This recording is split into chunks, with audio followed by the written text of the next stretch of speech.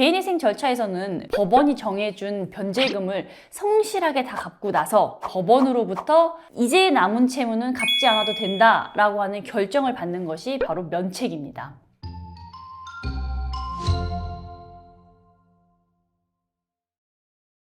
안녕하세요. 회생이 답이지의 이미지 변호사입니다. 오늘은 개인회생의 진정한 목적이라고 할 수 있는 면책 결정에 대해서 말씀드리려고 해요.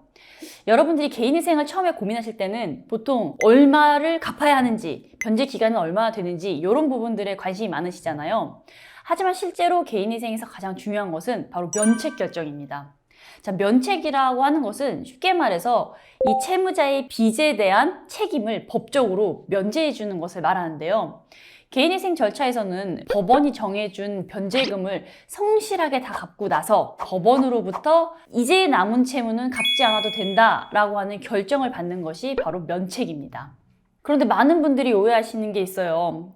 개인회생 인가를 받고 변제금을 매달 다 갚았다고 해서 자동으로 면책이 되는 건 아니라는 점이에요. 이 반드시 면책 결정이라고 하는 법원의 판단이 필요합니다.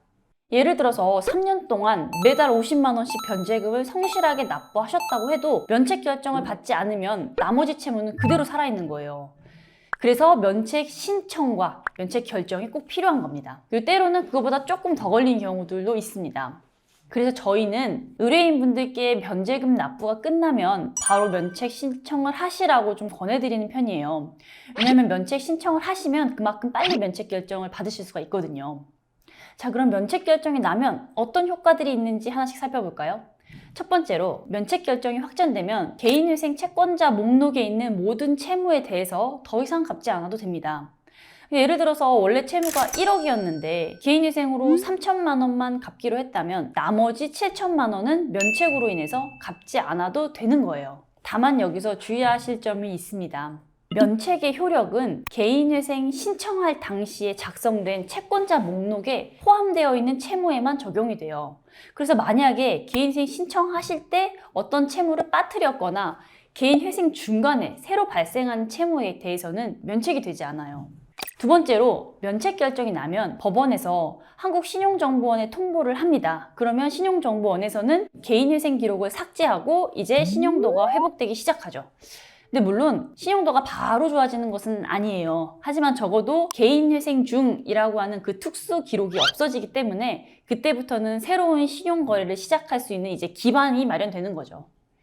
자, 세 번째로 혹시 변제금을 더 많이 내신 경우에는 환급도 받으실 수가 있습니다. 예를 들어서 총 변제금이 한 3천만 원이었는데 내가 실제로 납부한 금액이 한 3,100만 원 정도 됐다. 그러면 초과 납부된 100만 원을 다시 돌려받으실 수가 있어요. 자, 그럼 면책 결정을 받는데 걸리는 시간이 궁금하실 수 있는데요. 이게 보통은 한 달에서 3달 정도 걸립니다. 다만 미확정 채권이 있거나 채권자들의 계좌 신고가 지연되는 경우에는 좀 더 오래 걸릴 수가 있어요. 이 미확정 채권이라고 하는 게 뭐냐면 예를 들어서 담보대출이 있는 경우들을 말합니다. 주택담보대출이나 자동차의 할부금처럼 별도로 갚고 있는 채무가 있으면 그 채무 금액을 정확히 확정하는 절차가 필요하거든요. 그리고 또 채권자들 중에서도 계좌 신고를 안 하시는 분들이 있어요. 특히 개인 채권자의 경우에는 주소지 확인이 안 되거나 연락이 안 되는 경우가 꽤 많은 편입니다. 이런 경우에도 법원에서 별도의 절차를 거쳐야 하기 때문에 그런 시간이 좀 더 걸릴 수가 있죠. 그리고 당연히 가끔은 단순히 법원에 일이 많아서 업무가 많이 밀려서 지연되는 경우들도 있습니다. 하지만 이런 경우라고 해도 너무 걱정하실 필요는 없고요. 시간이 좀 걸리더라도 결국에 면책 결정을 받으실 수는 있습니다. 자, 그러면 마지막으로 면책 결정의 효력이 미치는 범위에 대해서 말씀을 드릴게요. 면책 결정은 개인회생을 신청한 채무자 본인에게만 효력이 있습니다. 예를 들어서 내 채무에 대한 보증인이 있다면 채무자는 면책이 되더라도 그 보증인에게는 여전히 그 채무를 갚아야 할 책임이 남아 있는 거예요.